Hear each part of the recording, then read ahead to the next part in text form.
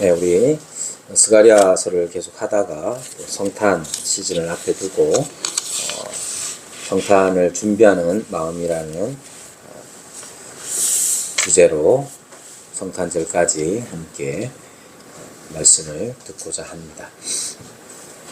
제가 지난 11월 18일부터 일본에 다녀왔습니다. 후쿠오카를 다녀왔고 또 거기서 가게 될 선교사님, 후쿠오카에 계시는 선교사님과 또 만나서 이런저런 이야기도 나누면서 이런저런 이유로 다녀왔습니다. 물론 놀러 가는 것도 맞고요. 그곳에서 이제 일본에서 특이한 것을 하나 경험했는데, 일본에 있는 선교사님 말로도 확인했는데, 일본 사람들은 이 성탄 시즌에 참 진심이라고 하더라고요. 그래서 한 달도 넘은 시점 아닙니까? 벌써 11월 달부터 일본 사람들은 온통 성탄 장식, 크리스마스 트리를 장식하고 여러 행사들을 진행한다고 하더라고요.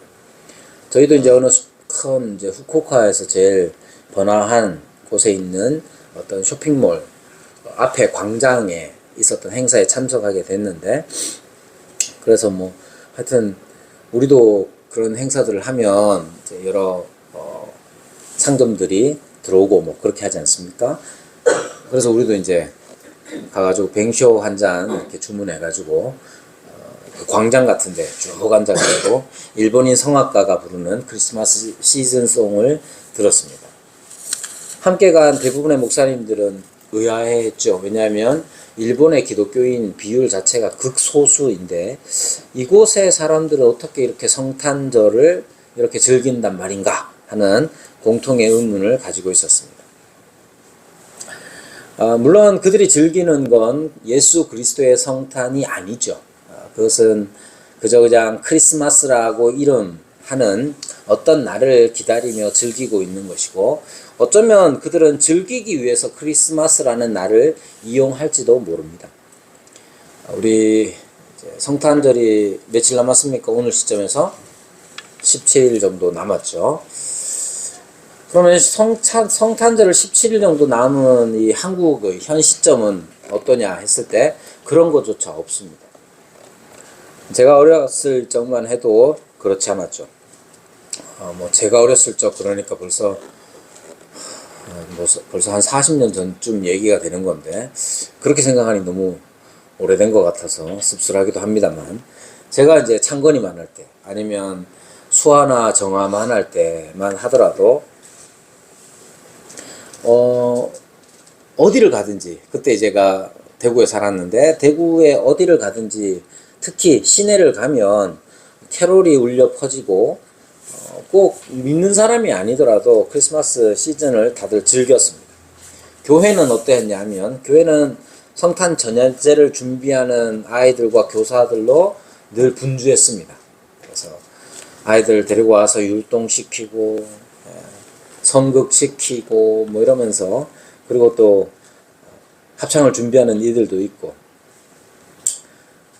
청년들은 교회 종탑에 올라가서 반짝이 전구를 설치하기도 했고요. 어떨 때는 그보다 정말 제가 더 어렸을 때는 산에 가가지고 나무를 베어옵니다. 크리스마스 트리로 적합한 나무를 베어와가지고 강대상 옆에 딱 장식하기도 했었습니다.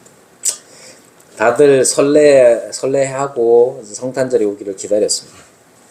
꼭 이런 일들을 해야 한다는 건 아니지만 이런 차이가 생겨나는 이유가 궁금했습니다. 왜 지금 우리는 성탄절을 앞에 둔 우리는 더 이상 기다리는 마음이 없을까? 뭔가를 기다리는 마음은 언제 생기느냐 하면 아직 뭔가가 채워지지 않을 때 생겨나죠. 옛날에 사회 전체가 성탄 캐롤로 가득했던 이유는 사람들이 그 일상의 반복이 주는 지루함 때문이었을 겁니다. 그래서 뭔가 새로운 일이 일어나기를 바라는 마음 때문에 사람들은 성탄절을 그렇게 즐겼던 것 같습니다. 아이들이 성탄에 눈이 오기를 기다리잖아요. 그쵸? 근데 이제 맨날 눈 치워야 하는 전방의 군인들은 성탄이고 뭐고 눈이 안 오기를 기다리죠. 우리가 성탄을 기다리지 않는 까닭, 사실은 이제 성탄 자체를 기다리는 거, 성탄 자체를 기다리지 않는다는 게 아니라 이 시즌을 어떻게 보면 기대하지 않고 그냥 살아가는 이유는 뭐냐 하면 아마도 우리 마음 안에 다른 많은 것들이 채워져 있기 때문일지도 모릅니다. 지금 졸고 있는 우리 딸, 우리 막내딸 정하는 작년까지만 해도 성탄절에 눈이 왔으면 하고 이렇게 정확하게 말하면 눈을 기다렸어. 하지만 지금은 작년만큼 기다리는 모습을 보이지 않습니다. 왜 그럴까요? 내일 기말고사 시작이거든요. 요즘 애들 창관아, 성탄절이 다가오고 있다. 기분이 좋나? 왜 좋아? 선물 받아서 그렇구나. 그렇지, 그럴 수 있지. 자, 요즘 아이들도 성탄 무슨 기다리는 거 별로 없는 것 같아요. 그게 뭐 잘못됐다 아니다 뭐 이런 얘기를 하는 게 아니라 성탄 말고도 기다릴 게 많기 때문에 그렇습니다. 자기를 채워줄 것을 기다리는 까닭에 성탄 시즌을 즐길 수 없는 것이죠. 핵심은 무엇으로 자신을 채워야 하는지에 관한 겁니다. 오늘 본문과 이어진 2장 1절을 보면 성탄 시즌에 제일 유명한 사람 두 사람이 나오는데 바로 요셉과 헤롯입니다. 이 두 사람은 각각 다른 것으로 자신을 채우고 있던 사람입니다. 그런데 각각 자신을 채운 것으로 예수님을 맞이하게 된다는 사실을 우리는 결론적으로 알고 있어야 합니다. 헤롯 가운데 채워진 그것으로 예수님을 맞이하는 거고 요셉 가운데 채워진 그것으로 예수님을 맞이하는 거예요. 우리도 마찬가지입니다. 성탄 시즌, 성탄을 앞에 두고 성탄절이 오면 왠지 기분이 좋을 거야. 뭐 그럴 수도 있고 아닐 수도 있는데 성탄 시즌을 막 기다리면서 기대하면서 설레면서 기다릴 수 있는 사람이 있을 수도 있고 그렇지 않을 수도 있어요. 중요한 건 우리의 마음이 무엇으로 채워져 있느냐 하는 것이죠. 헤롯이라는 사람이 되게 유명합니다. 자, 헤롯이라는 이 사람은 사실은 엄청 복잡한 사람이에요. 예전에도 한번 말씀드렸지만 이 헤롯이라는 사람은 원래 유대인의 왕이지만 유대인이 아닙니다. 이 사람은 요즘 표현을 하자면 아랍인이에요. 이두메 사람이거든요. 헤롯의 아버지는 이두메라고 불리는 이 지금 이스라엘의 남부 아랍 부족 출신이었습니다. 그의 어머니는 페트라 출신인데 이 페트라는 1세기 아라비아 북부에 있던 아랍 왕국인 나바테아 왕국의 수도였습니다. 헤롯의 형제들이 있었는데 한 사람의 이름은 파이살이었고 다른 한 사람은 유세프였고 누이는 살라마였습니다. 이게 무슨 뜻이냐? 알 필요는 없는데 이름이 여러분들은 잘 구분이 안 되겠지만 이 모든 이름들과 헤롯이라는 이름은 달라요. 예를 들면 이제 최근에 이제 장혜원 집사님이 조카를 봤는데 딸을 이제 여조카를 봤죠. 이름이 뭐라고요? 율리아랍니다. 한국에서 태어났는데 이름이 율리아예요. 이 특이하죠? 특이합니다. 왜 그렇습니까? 그 아빠가 또 미국인이기 때문에 그렇죠. 여기에 이런 느낌인 거예요. 뭐 파이살, 그 다음 살라마. 그런데 이 형제 중에 하나는 헤롯이라고 불린다는 것 자체가 특이하다는 거예요. 그래서 이 헤롯이라는 이름 자체는 그리스식 이름입니다. 그럼 종교적으로는 어떠냐면 이 사람 유대인이었습니다. 종교적으로 유대인인데 왜 유대인이 됐느냐 하면 기원전 135년경에 유대에 잠깐 동안 왕국을 이루었던 힐카누스라는 사람이 있었는데 이 힐카누스가 유대 왕국의 힐카누스가 이두메를 정복을 했습니다. 그리고 이두메 사람들에게 너네들 유대교로 개종하지 않으면 다 죽이겠다고 위협했기 때문에 이두메 사람들도 유대교로 들어온 거예요. 그리고 이 히르카누스는 헤롯의 할아버지 안티파테르라는 사람인데 그 사람을 그 지역의 총독으로 임명을 합니다. 그래서 헤롯은 유대인이 된 겁니다. 앞서 말씀드린 대로 문화적인 측면에서 이 헤롯은 그리스인이었어요.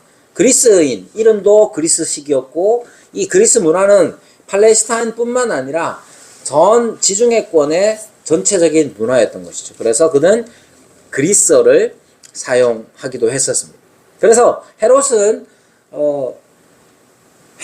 첫 번째 언어는 바로 그리스어요. 헬라어였던 겁니다. 정치적인 면에 있어서는 헤롯은 로마인이었습니다. 그래서 그는 자신이 권력을 쥐고 있는 동안 여러 가지 전쟁에 휩싸이게 됐는데 언제나 로마 편을 들었습니다. 민족적으로는 아랍인이었고, 종교적으로는 유대인이었고, 문화적으로는 그리스인이었고, 정치적인 면에서는 로마인이었던 게 바로 헤롯의 특징이죠. 헤롯은 잘생겼을까요? 정아야, 헤롯은 잘생겼을까요? 졸지 말라는 뜻인데 자꾸 졸고 있네요. 헤롯은 잘생긴 외모에 탄탄한 체격을 가졌다고 그렇게 기록하고 있습니다. 그리고 이 헤롯은 또 전쟁터에 나가서 많이 싸웠는데 대부분 이제 로마의 편에서 싸웠습니다. 특히 이 헤롯과 같이 엮여 있는 사람이 누구냐면 안토니우스라는 사람이에요. 안토니우스라는 사람이 클레오파트라와 함께 옥타비아누스를 대적했을 때 안토니우스 편에서 항상 싸웠던 사람입니다. 그런데 결국 악티움 해전에서 옥타비아누스가 이 승리를 거두자, 안토니우스를 이기자 옥타비아누스를 찾아가가지고 나중에 이제 황제가 되는 이 옥타비아누스를 찾아가서 그동안 내가 했던 거, 안토니우스 편을 들었던 거 이런 거 보지 말고 내가 안토니우스에게 얼마나 유용한 친구였는지를 봐라. 그래서 그는 결국 옥타비아누스의 지지를 받고 유대의 왕으로 귀환하게 됩니다. 헤롯은 정세 판단이 빨랐고 대단히 똑똑했습니다. 하지만 그는 그를 채우고 있던 것이 결국 그를 망치게 됩니다. 헤롯은 똑똑했지만 잔인했습니다. 그리고 마지막에 삶을 마감할 때 즈음에 온갖 병으로 고통을 받고 있었습니다. 그 사이에 그는 10명의 여자와 결혼을 했고 자기 아들들도 자기 자리를 차지할까봐 자기 아들들도 죽이는 일은 서슴지 않았습니다. 그래서 옥타비아누스가 한 말이 뭐냐면 나는 헤롯의 가족이 되느니 차라리 헤롯의 돼지가 되겠다 하는 말을 남겼다고 그래요. 왜냐? 헤롯은 돼지는 안 죽이는데 가족은 죽이거든요.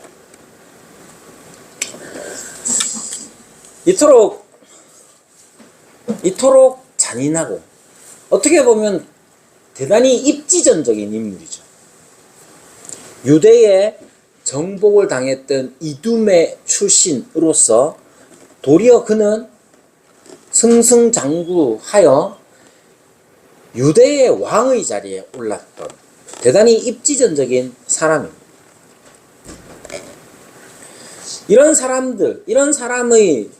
사람의 마음 가운데 어떤 것이 채워져 있느냐 하는 것들이 오늘 우리가 생각해 봐야 할 것이죠.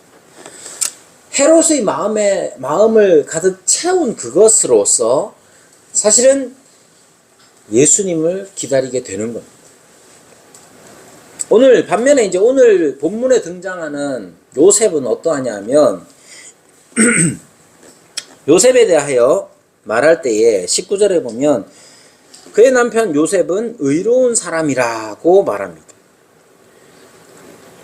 자, 의로운 사람이라고 할 때에 보통은 어떤 의미로 많은 사람들이 이해하고 생각하느냐 하면 율법에 순종하고 또 그 율법을 적용하는 일에 있어서 공평히 적용하는 사람을 가리킬 때에 사람들은 의롭다라고 말합니다. 그러면 이러한 의로운 사람, 율법에 순종하고 그 율법에 요구하는 말을 자기에게만 아니라 자기 주변의 사람들, 다른 사람들에게까지 공평하게 적용하는 사람, 그런 사람을 의로운 사람이라고 하는데, 이러한 의로운 사람 요셉에게 어떤 사건이 벌어지는데, 요셉과 약혼한 마리아가 잉태한 것, 마리아가 아이를 가졌다는 사실을 그가 알게 되죠. 따라서 의로운 사람 요셉은 어떤 결정을 해야 했습니다. 그러면 여기서 우리가 예상할 수 있는 것은, 요셉 자체가 의로운 사람이라는 것은 모세 율법에 대하여 그는 자기 자신을 순종하는 사람이었고, 그러한 순종 자체가 자기를 비롯해서 다른 사람들에게도 공평하게 적용되는 것을 늘상 바라고 원하던 그런 사람이었던 것이죠.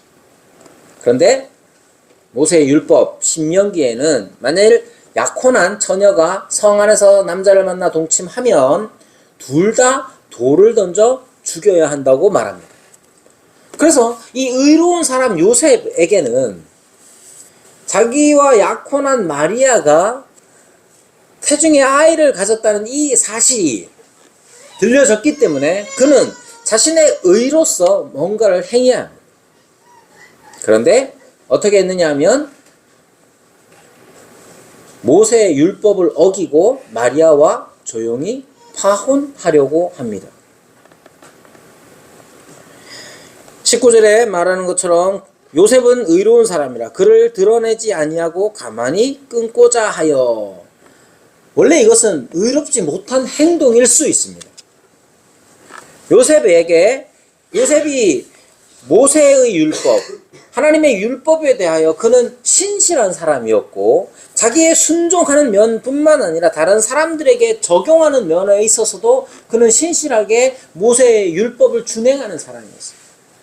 그래서 자기와 정혼한 마리아가 만약에 아니라 잉태를 했다면 그것을 이유를 따지고 물어서 모세의 율법이 요구하는 대로 처리를 해야 세상 사람들이 생각하는 그런 의로운 사람인 것이죠.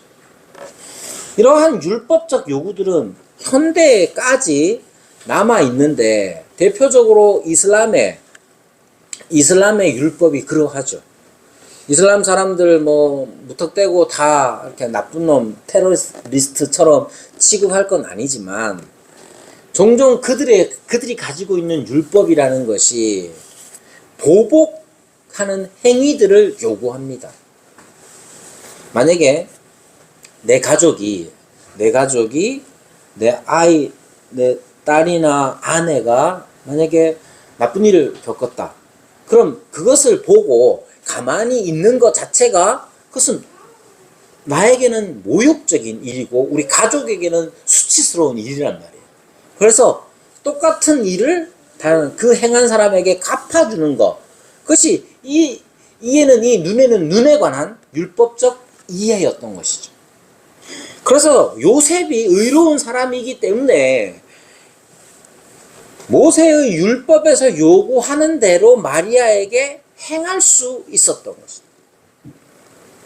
그런데 요셉은 그렇게 하지 않은 거예요. 이것이 어떻게 가능하냐 하면 하나님의 율법이라는 것 자체를 우습게 여긴다거나 그렇게 한 것이 아니란 말이에요. 요셉에게 있어서 중요한 이 표현, 즉 의로운 사람이라는 것, 이 의라는 것이 어떤 것인지 우리는 제대로 알아야 합니다. 요셉이 생각하는 정의는 법을 평등하게 적용하는 차원을 넘어선 것이었던 것이죠. 이사야 42장에서 이 요셉이 알고 있었던 의에 관하여서 우리가 볼 수 있습니다. 이사야 42장은 고난당하는 종이라는 특별한 종을 언급합니다.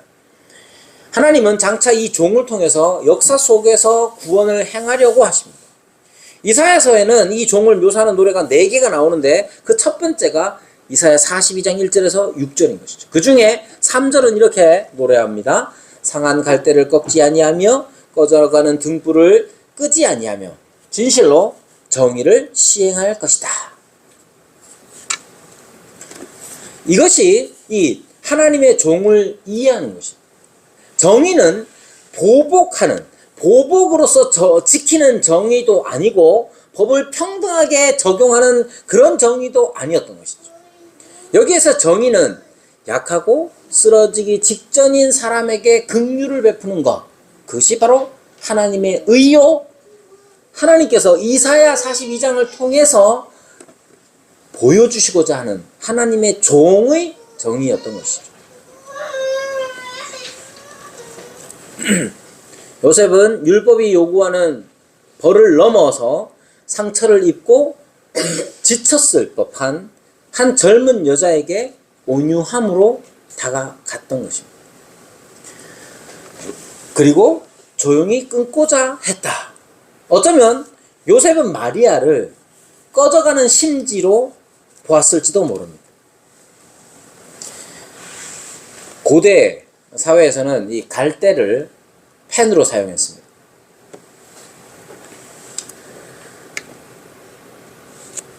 그런데 갈대를 펜으로도 사용하고 아니면 집을 짓거나 아니면 조그만 배를 만드는데도 이 갈대를 사용했습니다. 근데 갈대가 상한다. 갈대가 상한다 그러면 펜이든 집이든 배든 만들 수가 없죠. 그럼 어떻게 하겠어요? 원래 갈대를 가지고 펜으로도 쓰고 집 만드는 데도 쓰고 배 만드는 데도 썼단 말이에요. 근데 갈대가 상했어요. 그럼 어떻게 해야 돼요? 쓸 데가 한 개밖에 없어요. 꺾어서 난방하는데 불 때는데 쓸 수밖에 없는 것이죠. 심지도 마찬가지입니다. 옛날에는 그 지역의 조그만 이제 진흙 등잔을 사용했는데 올리브유로 불을 밝혔대요. 이런 등은 심지가 등잔 옆쪽에 주둥이에 이렇게 달려 있어가지고 알라딘 램프 같은 거 보면 그렇잖아요. 등잔에 기름이 떨어지면 심지가 불타 끊어지면서 불 붙은 심지 꼭지가 등잔 주둥이에 떨어져서 불이 날 위험이 있답니다. 심지가 불타 끊어지면서 이렇게 불탈 수 있는 위험이 있기 때문에 이런 이제 사고를 막기 위해서 등장 아래 바닥에는 물을 담는 그릇을 놓아두었다는 거예요. 그 꺼져가는 심지라는 게 그냥 아이고 불쌍해라 정도가 아니라 그걸 그냥 가만히 놔두면 불이 날 수도 있는 상황인 거예요. 그래서 아무짝에도 쓸모없는 것처럼 보이는 거죠. 상한 갈대 쓸모없죠. 꺼져가는 심지 그것도 마찬가지예요. 그런데 요셉이라는 사람은 의로운 사람인데 이 의라는 것이 아무짝에도 쓸모없는 갈대를 불태워버리는 의가 아니라 또는 나 꺼져가는 이 심지를 그냥 꺼버리는 정의가 아니라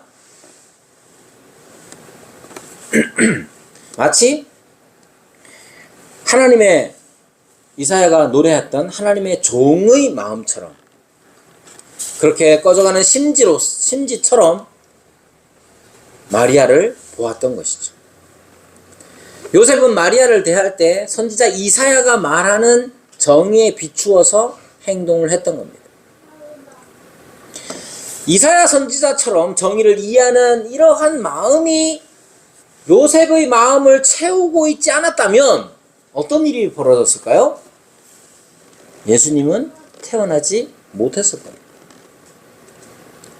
이렇게 말하면 너무 표현이 좀 이상하니까 요셉이 이러한 마음으로 자신을 채우고 있었기 때문에 하나님께서는 요셉을 사용하셔서 예수님을 오게 하신 겁니다. 마태는 이 마태복음을 읽는 이들에게 요셉이 한 일뿐만 아니라 요셉의 감정도 이야기해주고 있습니다. 자, 요셉이 자기와 약혼한 마리아가 잉태된 사실에 대하여 듣게 됐죠. 그걸 어떻게 알게 됐을까? 어떻게 알게 됐을까요? 여러분, 우리 집 애들이 공부를 잘합니까? 못합니까? 그걸 어떻게 알아요? 제가 막 떠들고 다니니까 그렇겠죠. 자, 마리아가 잉태된 사실을 요셉은 어떻게 알았느냐 하면 동네 친구들이 알려줬겠죠. 그런 소문들이 그들에게 퍼졌겠죠. 핵심은 이거예요. 마리아가 잉태된 사실을 천사를 통해서 들은 게 아니란 말이에요. 맨 처음에 천사가 나타나서 마리아가 잉태했다 이렇게 알려주신 게 아니라 그냥 동네 사람들에 의해서 그가 듣게 된 거예요. 그러면 기분이 어떻겠습니까? 요셉의 기분을, 이 마음의 상태를 알 수 있는 단어가 있는데 그게 뭐냐면 생각할 때에 라는 단어입니다. 생각할 때에. 우리가 이제 생각하다 하고 이렇게 번역한 이 헬라어 엔디메오마오는 생각했다 라는 의미도 있지만 화가 났다 하는 의미가 또한 있습니다. 그러니까 생각 자체가 그냥 이게 어떻게 된 일이냐 이 정도로 끝나는 게 아니라 분노하면 분노가 떠오르는 거예요. 분노가. 여기 이제 어근, 헬라어 어근, 사용된 헬라어 어근은 복음서에 딱 한 번 등장하는 단어인데 누가복음 4장 28절에 나옵니다. 어떤 일이 있었냐면 회당에서 회중들이 예수님을 돌로 치려고 했을 때가 있어요. 누가복음 4장 28절은 이렇게 말합니다. 회당에 있는 자들이 이것을 듣고 다 크게 화가 나서, 이때 크게 화가 나서라는 단어가 오늘 요셉이 생각했다라고 했을 때 공통적으로 들어가는 단어란 말이에요.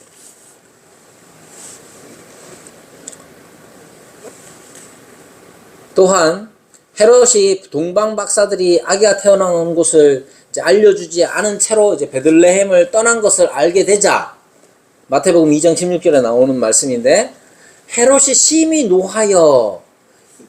노하여라는 말, 요때 사용되는 말들이에요. 그러니까 요셉이라는 사람이 의로운 사람이고 온유한 사람인데 이 사람이 들은 이 말이 그냥 아이고 마리아가 임신을 했네? 그냥 그렇게 생각할 말이 그런 내용도 아니고 그렇게 반응한 것도 아니란 말이에요.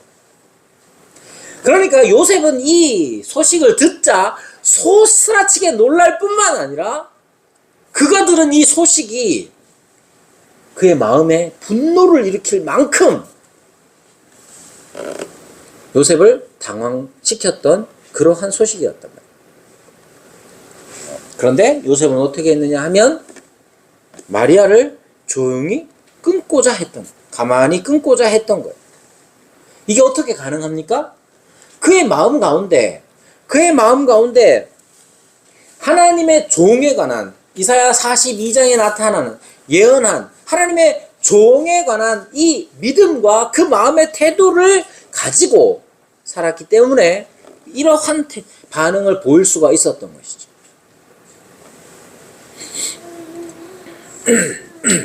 만약에 요셉이 이러한 마음을 가지고 있지 않았다면, 아마 우리의 성탄절 이야기는 다르게 기록되었을 겁니다. 중요한 건 이겁니다. 앞서 말씀드린 대로 저도 마찬가지예요. 저도 어느 순간부터는 성탄 예배를 우리는 드리잖아요. 성탄 예배를 통해서 우리가 예수님의 오심을 다시 한번 확인하고 또 그 은혜를 누리는 것은 중요하지만 그 과정에서 캐롤을 튼다든지 그렇게까지 할 필요 있나? 어느 순간부터 그렇게 되더라고요. 사람 따라 다 다를 수 있습니다. 여전히 캐롤을 들으면 신나는 사람들, 기분 좋은 사람들, 성탄에는 눈이 왔으면 하는 바라는 아이들 다 괜찮죠. 중요한 건 우리가 성탄절을 맞이하기까지 우리가 어떤 모양으로 이 날들을 지내는지는 중요한 게 아닙니다. 더 중요하고 우리가 반드시 확인해야 하는 것은 우리의 마음이 과연 무엇으로 채워져 있는지에 관한 겁니다. 어떤 사람들은 헤롯과 같은 마음으로 자신을 채우고 있는 사람들이 있어요. 헤롯은 무엇으로 자신을 채웠느냐 하면 말 그대로 자신으로 자기를 채운 겁니다. 여기 자신이라는 말장난을 하자면 자기를 신으로서 자기를 가득 채우는 사람들이 이 땅에 많이 있어서 오직 그들의 관심은 자기밖에 없을 때가 많아요. 내가 얼마나 힘드냐, 내가 얼마나 어려우냐, 내가 얼마나 많은 것을 가져야 하느냐, 오직 자기만으로 충만한 사람, 자신으로 충만한 사람, 그런 사람들은 예수님을 기다릴 마음이 없습니다. 마치 우리나라 지금 포항의 사람들이 한 번이라도 눈이 왔으면 하는 바람을 왜 가지고 있느냐? 눈이 없기 때문에 그래요. 그러나 맨날 눈 맞는 사람들은 성탄이고 뭐고 눈이 안 오는 날을 기다리는 것과 같아요. 우리 마음에 자기 자신으로 가득 채워진 사람들은 그 사람이 헤롯처럼 입지전적인 삶을 살고 성공의 가도를 달리고 죽을 때까지 어려움 없이 편안하게 권력을 행사하면서 살아간다 할지라도 그들은 예수님을 맞이할 수가 없습니다. 자기에게 채워진 것 때문에 그렇습니다. 우리가 예수님을 맞이하고 예수님을 기다리면서 우리의 마음을 채워야 하는 것은 요셉과 같이 의로운 마음, 요셉과 같이 온유한 태도, 이러한 온유함과 의로움을 가지고 그리스도를 기다리는 삶을 살아야 하는 것이죠. 우리가 성탄절까지 우리의 마음을 점검하고 채워야 하는 것은 바로 이러한 마음들입니다. 온유함과 의로움으로 우리 자신을 채워 나갈 때에 하나님께서 우리에게 주시는 은혜들을 마음껏 누리고 또 우리에게로 오신 예수 그리스도를 말 그대로 기뻐할 수 있는 우리의 마음이 될 것이라 저는 믿습니다. 그러한 저와 여러분이 되기를 바랍니다.